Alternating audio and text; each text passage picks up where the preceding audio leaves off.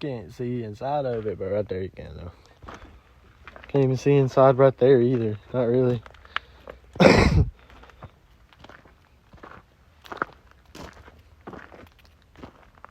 She got a badonky donk on her.